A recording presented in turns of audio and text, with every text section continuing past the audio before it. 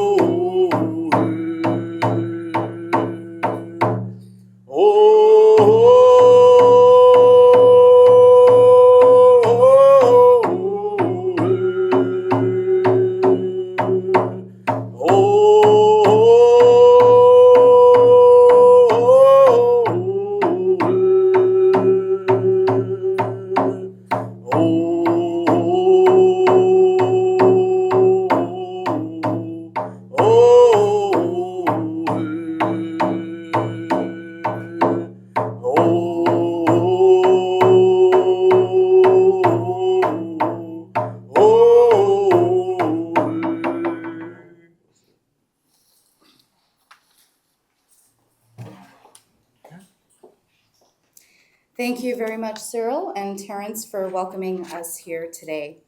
It's great to be here and see so many familiar faces in the room in support of today's announcement. I'd like to take a moment to introduce our guests here with us today. Of course, we have Cyril and Terrence Pierre for the wonderful welcoming and blessing. And thank you, Minister Josie Osborne, Minister of Health, for being here, Steve Atkinson, CEO of Pacific Community Resource Society, Amira Sidhu from the Foundry Surrey Central Youth, she's a youth leader here, and Rain Pierre, Indigenous artist from the Katzie First Nation, who is also the son of Cyril and brother of Terrence, whom we've just met. And it's so wonderful to have your family here with us. Without further ado, I would like to welcome and invite Minister Osborne to the podium. Thank you so much, Amna. It's so wonderful to be here and see so many people around, all the way up the stairs and down and around. And the moment I walked through these doors, I could just feel the energy and the excitement in the room, which makes me even more grateful for the opening that you gave us, Cyril and Terrence. Thank you so much. You really grounded us, and I think that's exactly what this moment calls for. And I'm so grateful to be gathered with everybody here on these ancestral territories, and I want to acknowledge with my gratitude and respect the thousands and thousands of years, millennia of years of stewardship of these lands and giving us the ability to call these places home today. I'm Josie Osborne, BC's Minister of Health. I'm really proud, really happy to be here today. I want to say thank you, first and foremost, to the Foundry and the Pacific Community Resource Society for hosting us here in this incredible space, and to everybody for joining us. It really is an honor and a privilege to be here and to be able to say some words in celebration of what's taking place here. It is something that is designed to help young people navigate the growing pressures and challenges that they face. It is managing issues like problems at school, to bullying, substance use, loneliness, social media pressures, family conflict. There are many young people who today aren't always sure where they can turn to when life feels overwhelming. And that's why our government is investing millions into expanding mental health and substance use supports for youth right here in Surrey and across British Columbia. In Canada, it's estimated that 70% of mental health problems begin during childhood and adolescence.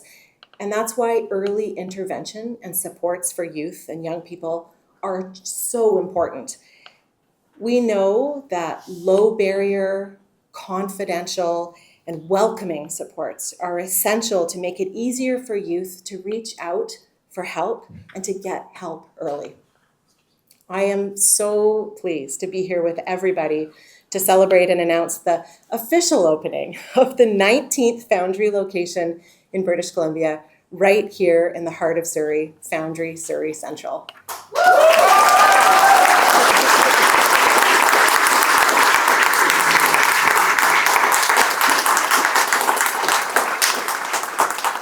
So the doors officially open to youth on Monday. That's Monday, November 17th. And I know the feeling in here is going to change even again as this place continues to warm up and welcome the youth who will find the supports and the help that they need here.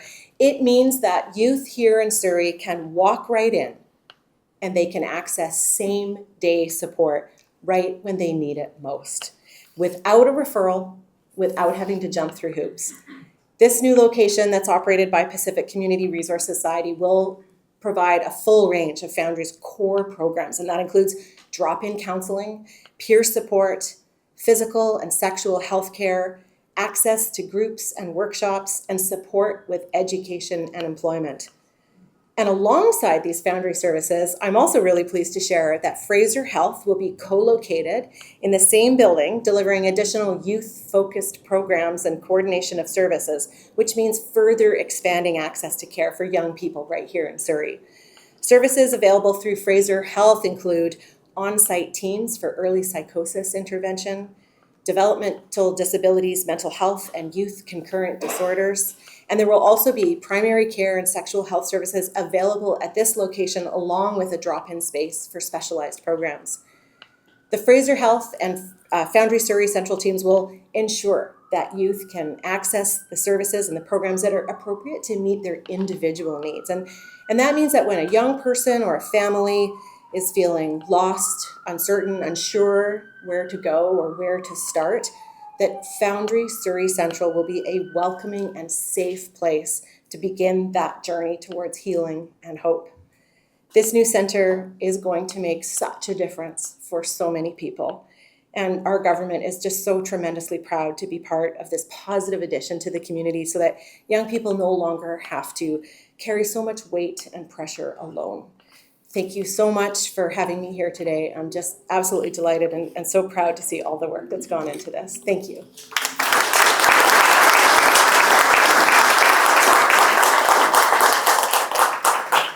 Thank you so much, Minister Osborne, and I can't stop smiling because this is incredibly huge for Surrey and specifically for Surrey City Centre today. Foundry Centres have been uniting communities for 10 years, and my constituents and I are excited to welcome you to Surrey as you support our youth in developing new skills so that they feel supported through life's challenges and to build their confidence. The opening of Foundry Surrey Central is part of our government's plan to build an integrated and accessible mental health and addictions care system across the province. We have made major progress in this area with Foundry Centres now operating in 19 communities and more on the way. By working together with health authorities, local partners, and community organizations, we are building a system that meets young people where they're at, with compassion, respect, and connection. And today's announcement is about hope, and it's about community. It's about saying to the young people of Surrey, you are not alone, and help is here for you.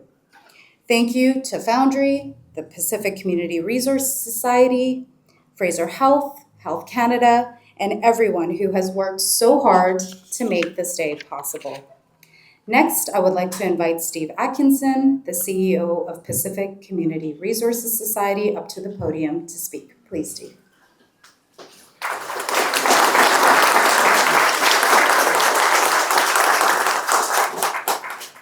Thanks, everyone. This is truly humbling. I've been with the organization for a long time, and opportunities like this, when you have such milestones, don't come every day. There's a lot of hard work that goes in every day to provide supports for youth, and it's just fantastic to have this milestone and to see everybody here. What you don't see on camera is a room full of people that care about our youth.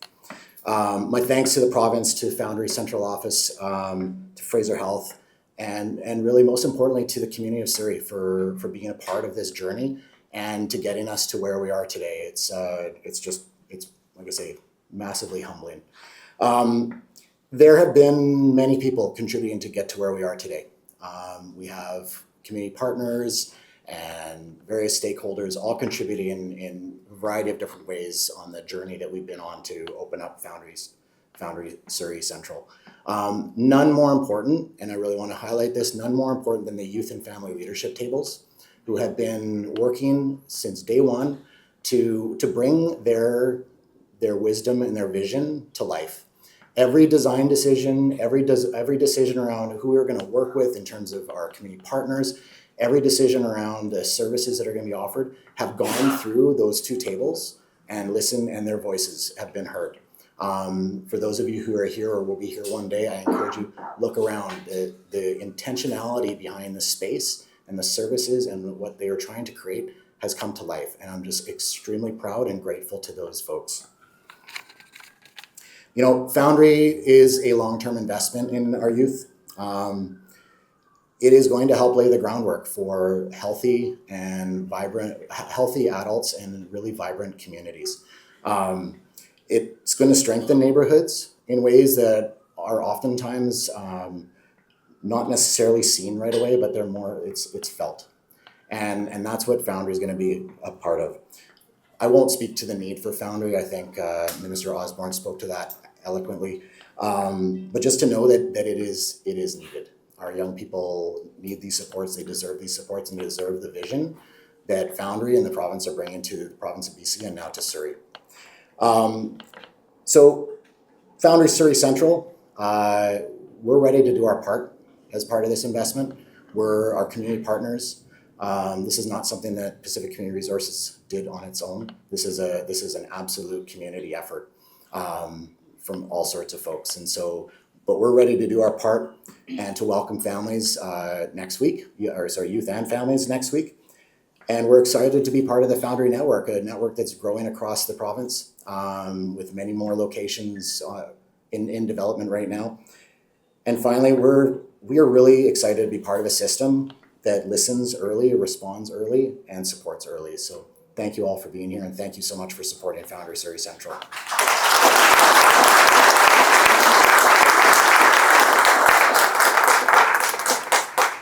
Thank you, Steve, for those words.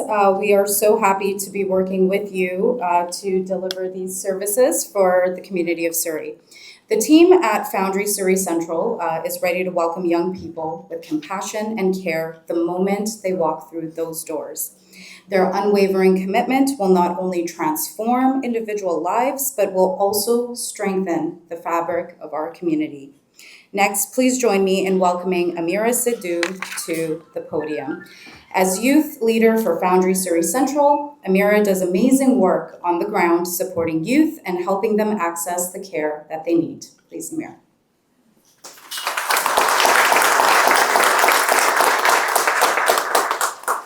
Thank you so much. Good afternoon, everyone. My name is Amira, and I have the privilege on speaking on behalf of the Youth Engagement Leadership Table, better known as the YELT. I've been a part of Foundry Surrey's YELT since 2020, so it's been a while, and I can't tell you how incredible it feels to finally be standing here at the grand opening. This monumental moment has been years in the making, and is truly a dream come true for so many of us who have watched this vision grow from an idea into a reality. Over the past few years, I've witnessed the hard work, the tireless hours, and the unwavering dedication that have gone into creating this beautiful space. Foundry Surrey wouldn't be what it is today without the amazing people who poured their hearts into it.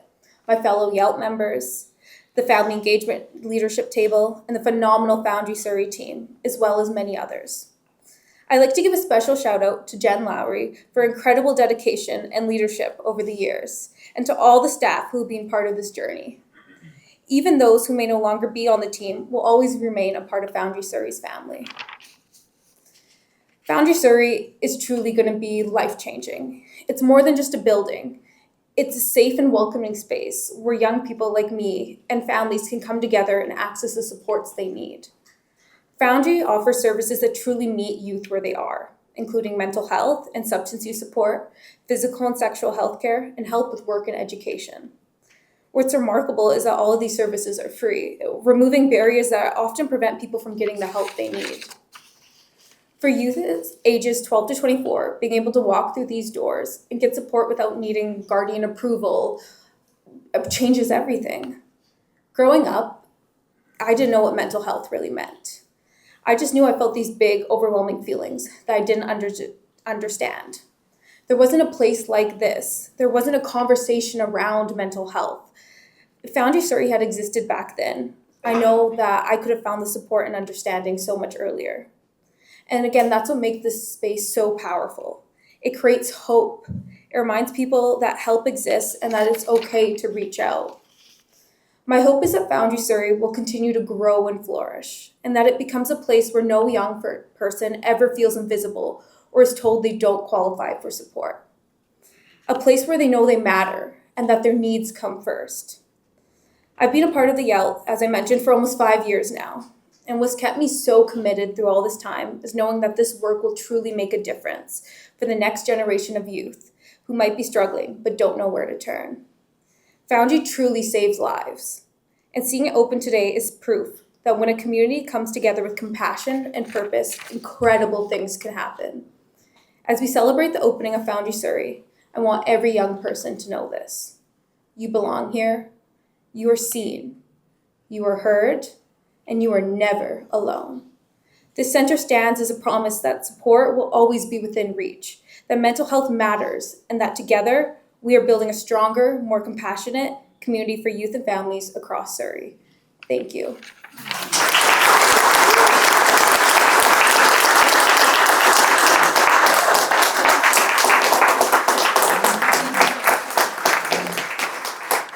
Thank you so much, Mira. The work that you do is so inspiring, and I know that Foundry is incredibly lucky to have you.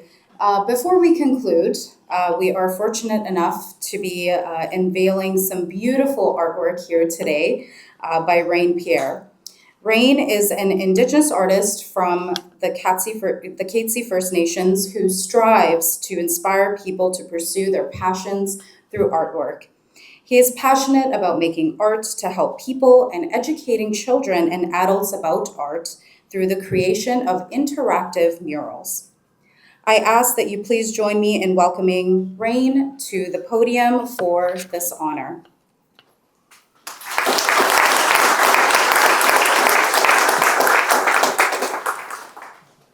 Good morning, everyone.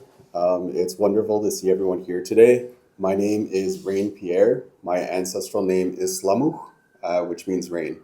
I'm from Katzie First Nation, and I've been working on this art journey for a bit now, and just hearing everyone speak about the upbringing with mental health and addiction, it is something that I definitely struggled with my whole life. And it's kind of crazy that today is happening because just yesterday I celebrated 2,000 days clean and sober.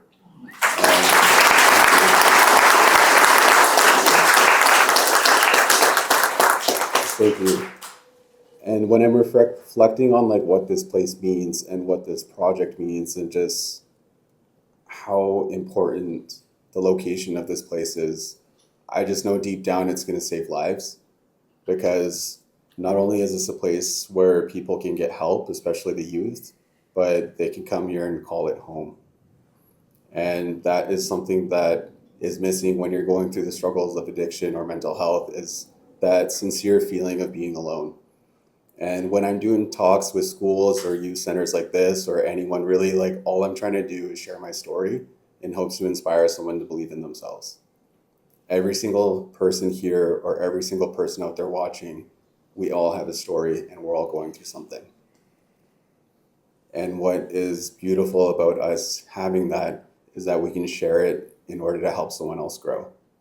And I think that vulnerability that we can have with ourselves and share with the youth, we can lead by example and share what is possible for the next generation. And that's in getting healing and help and learning to love themselves. I'm very fortunate that I get to do this with artwork, and honestly, it's allowed me to travel the world. I just had an art show at York University. I got nominated for the United Nations, and it's just allowed me to take what happened here on Indigenous land in Canada, take that story around the world. And it's a tribute to our people's survival to have this, but to be able to share that with youth just adds so much more to it. If you're good at something, reach out and help someone out. And one of the youth is here, and they helped with this project.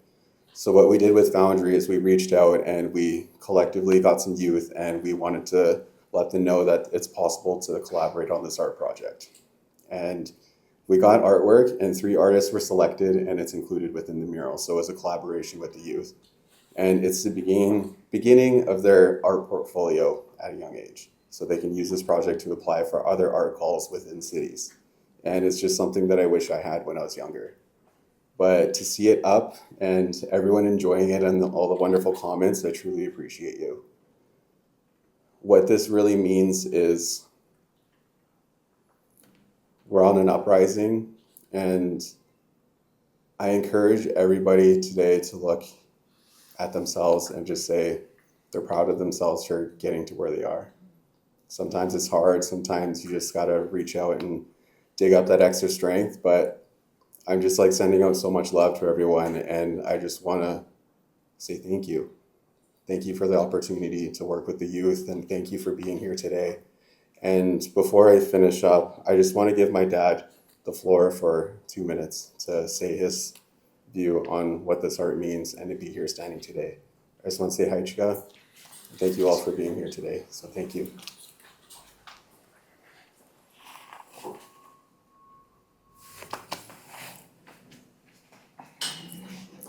Thank you very much, my son. Rain. I only have a couple of minutes, but I'm trying to squeeze in 78 years in that 4 minutes.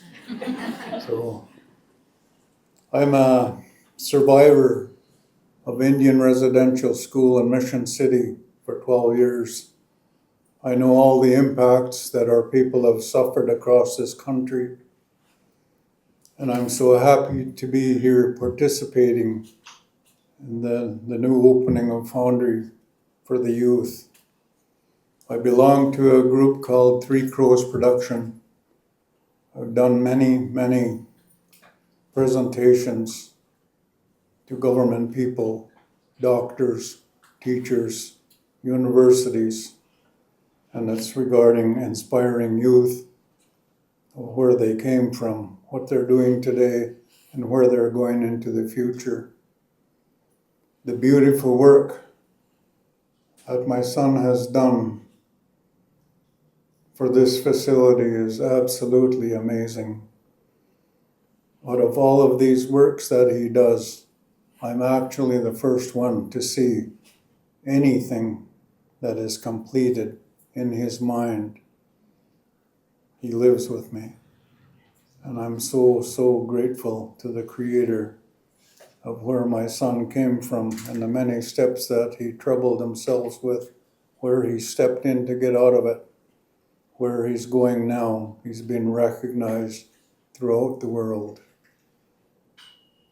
And I just want to mention back where this artwork came from and the drum and song that you heard my other son, Terrence, sing before assimilation in residential school. These actually things is what they were trying to take away from my people. The spirituality that belonged to the indigenous people of this country was the songs and the drums that we treasured so much. They tried to deny us and take it away from us. The government and the church failed because we are still here, represented by the artwork, the beautiful songs that our young people participate in, presenting to the public pretty much daily nowadays. Where I really want to go with is for the youth to try and visualize what's going to come out of me now. I've taught this to my sons to train themselves identifying the 7 ancestral teachings that belong to all of the ethnic groups of these worlds, the 7 continents: courage, honor, honesty, love, respect, truth, and wisdom belongs to the world. And I've told my sons that when they were going through kindergarten, elementary, high school, they actually had the world in the palm of their hands, with all of the ethnic groups that walked up and down the hallways in these schools. They excelled in it. Some days they came home with individuals from the other continents of the world. They trained themselves to be happy amongst these people.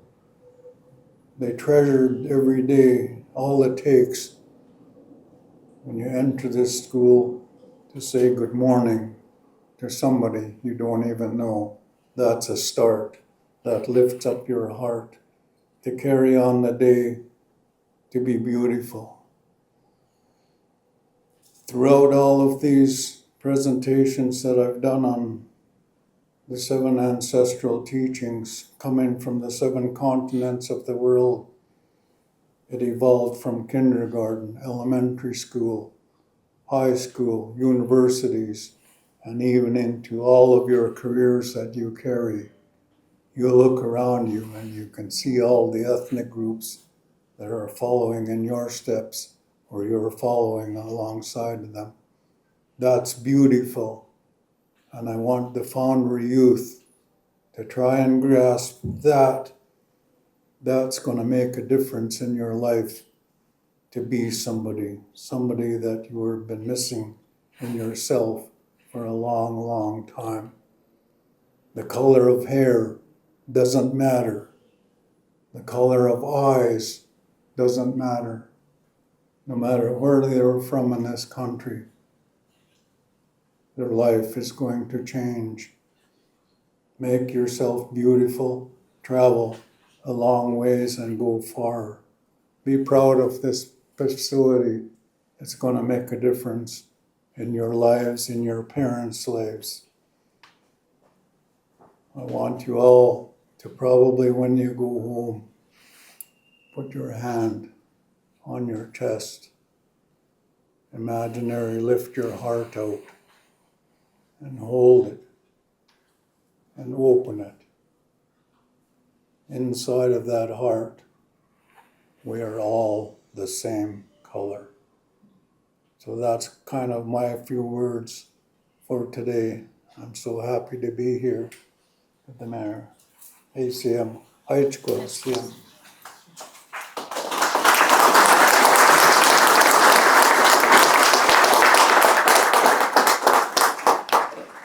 I just want to give a special thank you to all three of you for your spirituality, for your artwork, and for your wisdom and your presence here today. And again, thank you so much, Rain. You have created a spectacular and meaningful piece of art that will truly inspire hope in the staff, in the clients, and in the community that visit Foundry. Now, as we wrap up, I would like to share again how grateful I am to be here today, surrounded by so many amazing people who are working hard to support youth mental health and substance use services. The work that you all do is integral to making sure that young people in BC have access to help and support the need and to take on all the challenges and pressures that life can bring. Thank you all for being here today. And now I would like to welcome Minister Osborne to the podium for a Q&A. Thank you very much for joining. We will start with the media in the room. For media in the room, please line up at the microphone provided and state your full name and outfit before asking your question. Good morning. My name is Manindra. I'm from Radio Swift. I have heard it's a wonderful job that you're doing by PCRS and the Minister of Health. One more question. Is there anybody, anything about online consultations or any app or any website that will be helpful to the people who are not physically able to come here or by any means of a disability or any personal reason? Thank you. That's a wonderful question. Thank you. And although we're really proud of the investments we've made in physical spaces like this Foundry today and the 17th one and expanding across British Columbia in rural towns and in cities, being able to access something online when you're unable to or you live in a remote or more distant place of the province is really important, which is why the Foundry has an app and anybody can use that from anywhere in British Columbia to be able to access services. Okay. Thank you. That's all. Okay. We are going to the phone line now. For media on the phone, if you have any question, please come off the speakerphone or Bluetooth. Otherwise, you are not audible. Okay, we have Andrea Wu from Globe and Nay. Please go ahead. Hi, my question is on a different topic. It's regarding the end of the supplemental funding to long-term care facilities that was introduced during the pandemic. To the Minister, I'm wondering what happened with the work that began to use a new compensation model for employee facilities, and what is the new timeline for when a new model can be expected?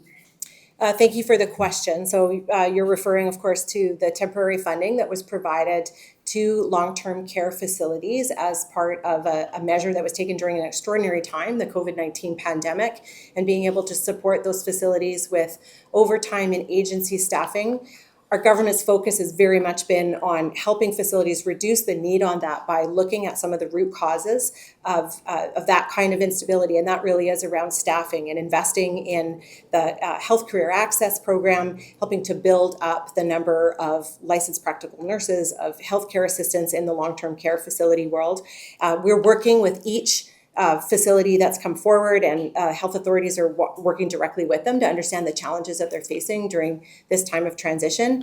In the meantime, the ministry continues to do the work that is required, and will be continuing to do that work around long-term, predictable, reliable funding in this sector. That really is a focus to be able to provide those stable services and ensuring that people's loved ones, our parents and our grandparents, are in safe, secure places where they are able to thrive, and that work continues. Thank you, Andrea. Andrea, do you have a follow-up?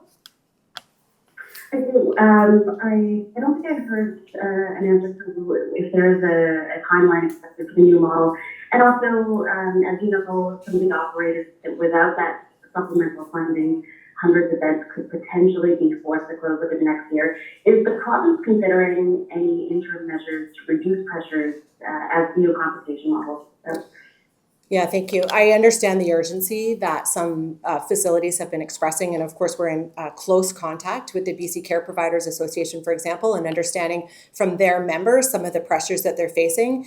The health authorities are working directly with facility operators to understand their specific circumstances so that we can take steps to help support them. And again, ensuring that that continuity of care is there. We're very committed to that work, and I hope to have more to say about that soon. We don't have any questions. This concludes the media availability. Thank you everyone for joining. Time for a group photo, please. Great. Thanks so much, everybody.